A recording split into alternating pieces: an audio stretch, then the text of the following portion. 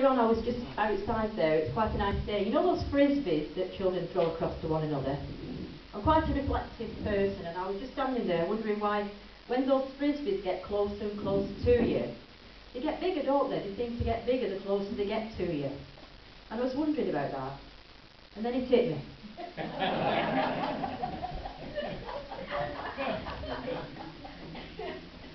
Well, I'd like to introduce my husband Mike there. We've been married a long time.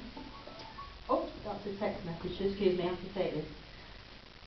Oh, it's a text message from heaven. What a godsend.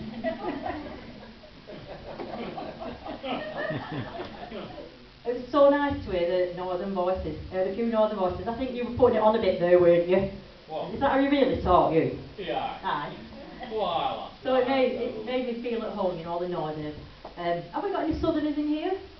Yeah, lovely women. Well, welcome to the southerners. And any Midlanders? Lovely, lovely. Have we got anybody in here from other countries? Are we all very British in here then tonight? Only that's another thing I was thinking about. I was thinking, do you know in Britain today, 1 in 5 people are Chinese? And I was wondering about that. There's 5 people in my family. I've got my mum and dad and me. My sister's called Pauline and my brother's called Wing Wong Chu. I think it must be Pauline. Now on the way down tonight we took the M6. I promised to put it back on the way home. I was knitting. I was driving, but I was knitting as well. So the police car, obviously, came up the side of me, wound his window down, and he said, "Pull over!" I said, "No, it's a pair of socks, my husband." No, we've been married a long time, haven't we?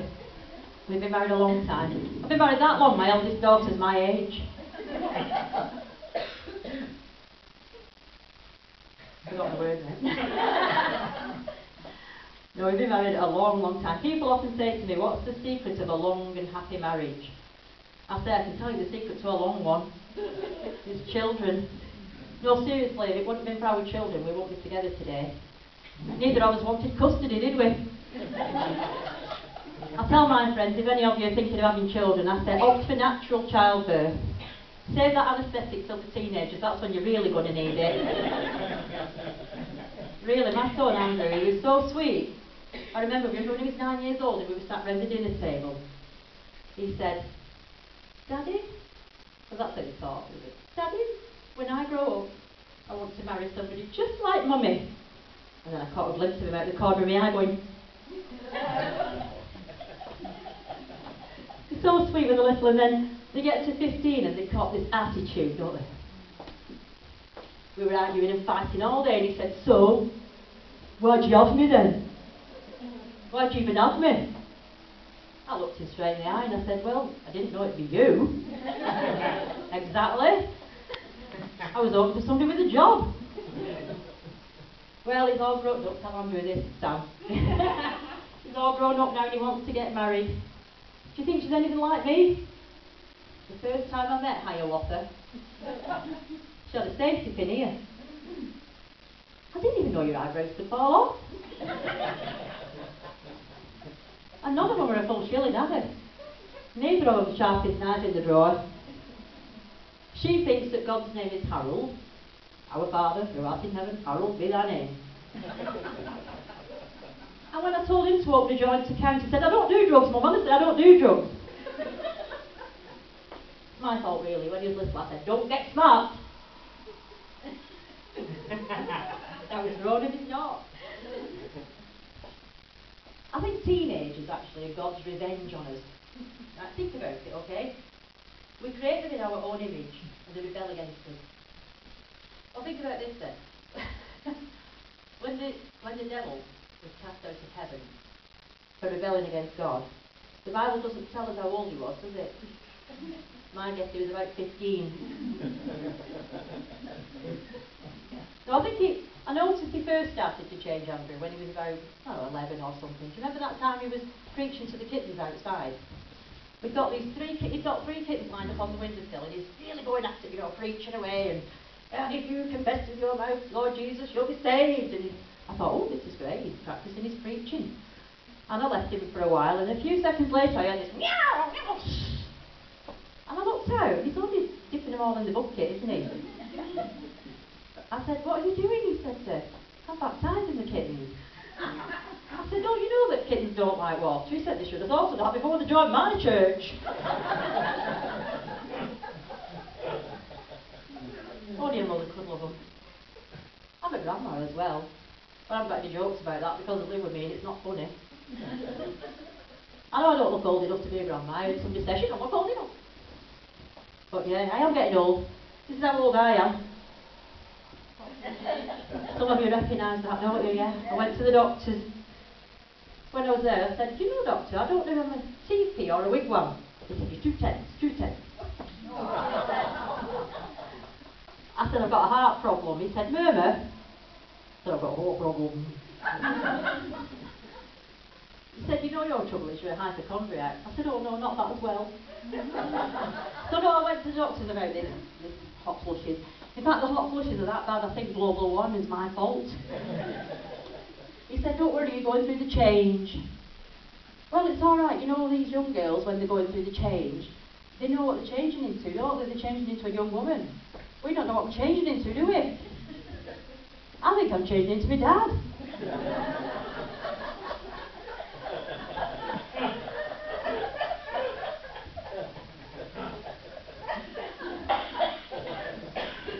Oh yeah, marriage doesn't suit everybody though, does it?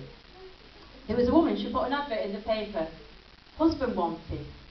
She got over 100 replies saying, you can have mine!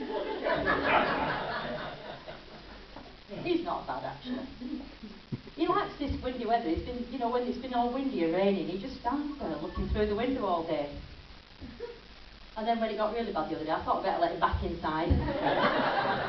I got him a text and said, I'm popular tonight. Yeah. Oh, okay. Right. Where was I? Yeah. When we first started going out together, we were like this. Then we started going steady. He's bought me a few funny presents, haven't you? You bought me a few funny ones. Face pack he bought me one year. What were you trying to say? He sent me a pile of snow and phoned me up and said, you get me drift? Bought me a clock. I thought that were a bit of a wind-up. And then he went to get one of those nice watches, you know. He went into the shop and he said, I'd like a watch. She said, analogue. I said, no, just a watch. He gave me this nice present. I said, it's about time. I can see he was getting a bit corny now. No, thinking about it, when I said to him, what was it you saw in me when we first started going out together? He said, Susan, he said, you had a good personality. Now, gentlemen, you don't tell a woman she's got a good personality. Right? I know you've been learning a little bit about relationships this weekend. That's one thing you don't do. If you tell a woman she's got a good personality, what are you implying? You're implying that she's an ugly beggar, aren't you? That's really what it's all about. I mean, I was a bit ugly. I know it's hard to believe now, looking at me now, but I was a bit ugly. My mum told me, she said you was a really ugly baby, you. Oh, thanks, Mum. No, she said you were that ugly when you were born. The midwife didn't slap your bottom, she slapped me and your dad. Put me in an incubator with tinted glass windows. No, it's a true story. She took me on the bus one day, my mum. She had a baby, me, in her arms. She got on the bus. I was just saying up north on the bus. And the bus driver said, ooh, that's the ugliest baby I've ever seen in my life. Well, she was a bit upset. When we sat down, she was crying. Oh, you would, wouldn't you? And this man next to her said, what's the matter, love? She said, that bus driver's just insulted me. He said, don't let him get away with that. He's a public servant, he's not allowed to do that. She said, but yeah, he's just insulted me. This man said, go and tell him off. Give me a piece of your mind. She said, do you think I should? He said, yeah, go and tell him off. Come here, I'll hold your monkey for you.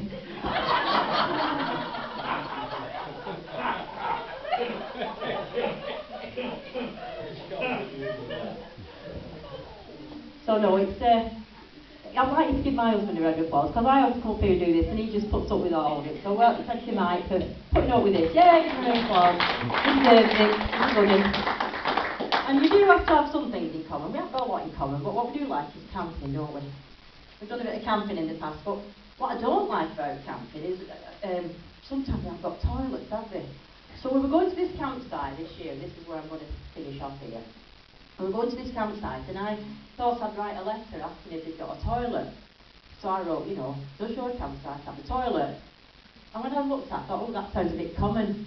I think I ought to put the posh word for it, bathroom commode. So I rewrote the letter again, and I said, does your campsite have a bathroom commode? And then I looked at that, I thought, no, that looks a bit posh. I know, I'll just put BC. So I wrote, does your campsite have a BC? Well, when he got the letter, he didn't know what this was, and asked his wife, and he asked a few friends. And in the end, they decided I must have meant Baptist church. Does your campsite have a BC? So he wrote me this lovely letter back, and I'm going to finish by reading this little letter back to you. He says, Dear Madam, I regret very much the delay in answering your letter, but I now take pleasure in informing you that a BC is located 9 miles north of the campground and is capable of seating 250 people at one time. I admit it's quite a distance away if you're in the habit of going regularly, but no doubt you would be pleased to know that a great number of people take their lunches along and make a day of it. They usually arrive early and stay late. It's such a beautiful facility, and the acoustics are marvellous. Even the normal delivery sounds can be heard. The last time my wife and I went was 6 years ago, and it was so crowded we had to stand up the whole time. It might interest you to know that right now a supper is planned to raise money to buy more seats. I would like to say it pains me very much not to be able to go more regularly, but it's surely no lack of desire on my part. As we grow older, it seems to be more of an effort, particularly in the cold weather. If you do decide to come down to our campground, perhaps I could go with you the first time, and sit with you, and introduce you to all the other folks. Remember, this is a very friendly community.